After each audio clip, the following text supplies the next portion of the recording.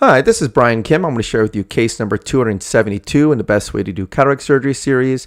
And the title of this series is not to suggest this is the best and only way, but to get you to think critically of your technique, for you to constantly refine and hone your technique so you can provide the very best for your patient. So this is a case of a very, very small pupil, not just a small pupil, but really a tiny pupil. Because I know where my instruments are at all times when I'm doing the technique, I'm able to slide the chopper under the epinucleus out to the equator for very safe and consistent blind chopping. You're going to see that illustrated in this case. I'm placing a corneal mark which will help me to center and size the rhexis. Using the cotton tip to steady the eye, I'm able to hold it in position, make my incision, paracentesis on the right side and then the left side, making sure I'm flat to iris plane, which creates a nice corneal shelf, which will allow me to achieve a self-sealing incision. This is intracameral epinephrine. I'm hoping that will make the pupil bigger, but as you can see, it's really not. This is some dispersive viscoelastic, going to help hopefully viscodilate the pupil, but not very much. And using the cannula to control the eye, this is the triplanar corneal incision. I make a vertical groove, place the blade into the deep part of the groove, tunnel through the cornea, and then when I'm ready, I enter.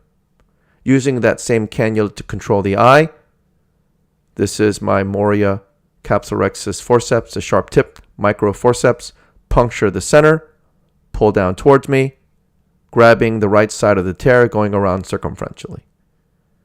Because the pupil is small, I can use the pupil as a guard as I go around and do the rhexis.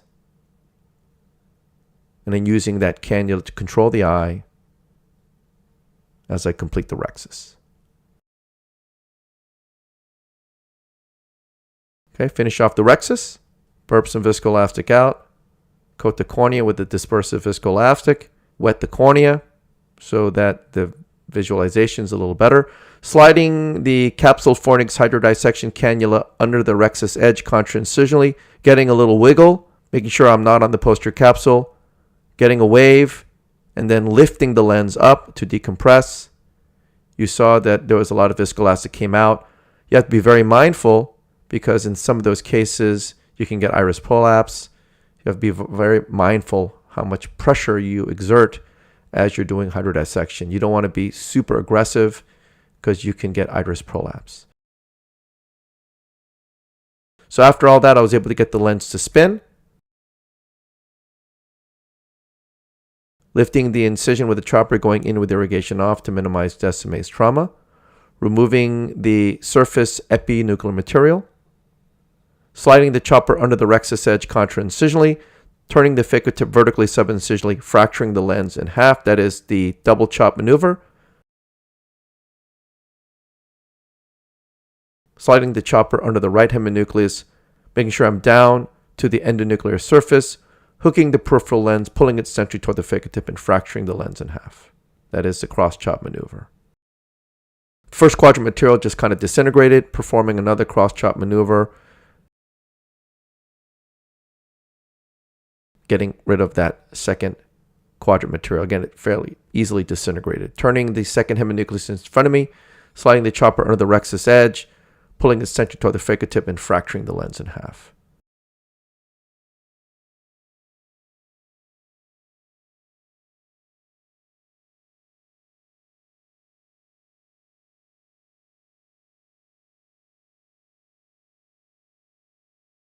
Sliding the chopper under the third quadrant, pulling it up, and as I pull it up, I go ahead and fracture it in half, and then eat that piece. Turning the final quadrant in front of me, hooking the peripheral lens, positioning the phaco tip deep in the bag, performing a chop maneuver, using the chopper to lift that piece up. Again, the pupil is pretty small. You have to be mindful. Make sure that tip doesn't go towards the iris. You might grab the iris. Hooking that last fragment up with the chopper, getting around it, and then pulling it up. And then using some vacuum as well to pull up that last fragment up into the pupillary plane, and then emulsifying the lens piece. So again, this is a soft lens. This is a great case to use just a standard technique. When I have a small pupil and a soft lens, I really never feel like I need to use a pupil expanding device. I'm very confident I'll be able to fracture this lens and get it out without using a ring or hooks. Eating the Epinucleus material now, using the chopper to help me with my visualization, protecting the capsular bag as I do this.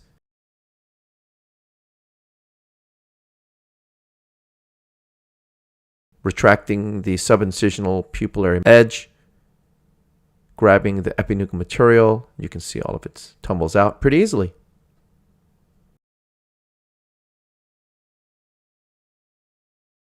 So I take the chopper out, push BSS in. I'm very careful as I take the phaco tip out, making sure I decompress before I come out to make sure that the pupil doesn't come out, the iris doesn't come out. And then I go in with the ironing handpiece, starting subincisionally. This is the polymer tip with Alcon. This is a great tip. I have a lot of confidence. Even though I'm blind with those maneuvers with high vacuum, the polymer tips are very safe. And I'm able to go around 360 degrees, peeling off the cortical material from anterior to posterior.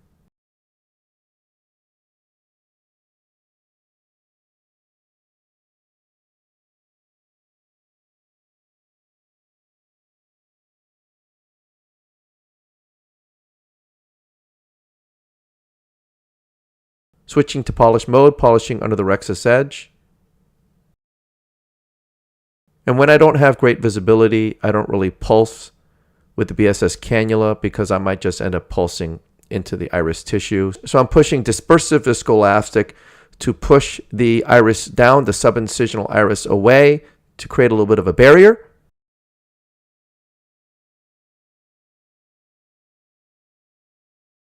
And now this is the cohesive viscoelastic to fill the bag.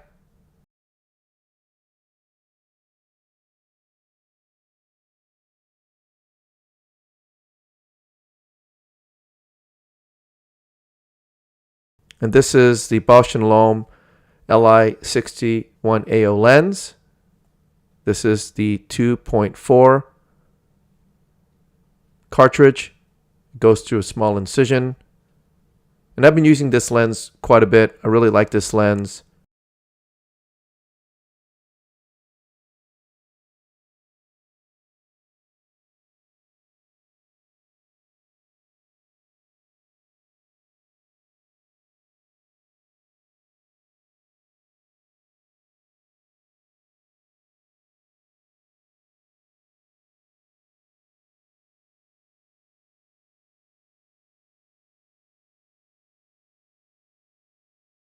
It went into the bag. I'm using the Lester just to check that both haptics are in the bag, which they are.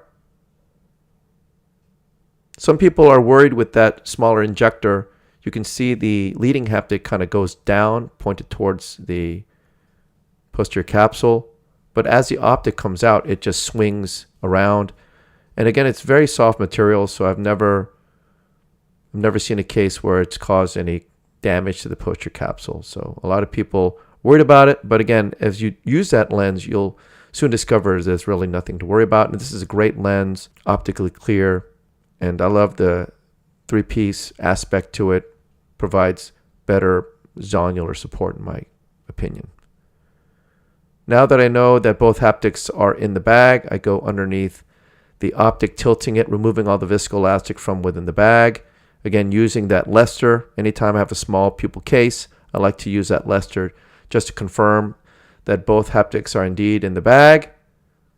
Switching to visco mode, removing all the viscoelastic from the anterior chamber, and then I will hydrate my incision. So again, this is a small pupil, not just a small pupil, but a really tiny pupil. When the lens is fairly soft, I feel very comfortable that I don't have to use pupil expanding devices. You want to make a rexus that's a little bit bigger than the pupil size. And the key is, once you remove the epinuclear surface material, you need to place that chopper and slide it, push down on the endonuclear surface. And as you slide it down, remember the endonucleus is hard, the epinucleus is soft. So when you're going through the epinuclear material, it's like using your fork or knife through Jello. It just cuts through the epinuclear material. So as you push down, you know that it's going to go under the epinuclear material because you're pushing down as you go across. And then I'm able to slide the chopper out to the equator. I tilt the phaco tip vertically. I flank the lens with the instruments, crushing the lens in half. That's double chop. And then sliding the chopper around the right heminucleus in the same fashion, again pushing down, cutting through the epinucleus material because I know it's soft, and then sliding it around the lens equator, diving down around the endonucleus with the chopper, positioning the phaco tip deep, and then pulling the chopper centrally. The phaco tip is acting as a chopping block. I'm able to fracture that right heminucleus in half. The pieces kind of just fell apart. The lens was fairly easy to move. Again, using the polymer tip was so easy and safe. Moving the rest of the epinucleus and cortical material, and then finally placing the 3-piece lens, the Li61 AO lens. So I hope this was helpful to you, and I thank you for your attention.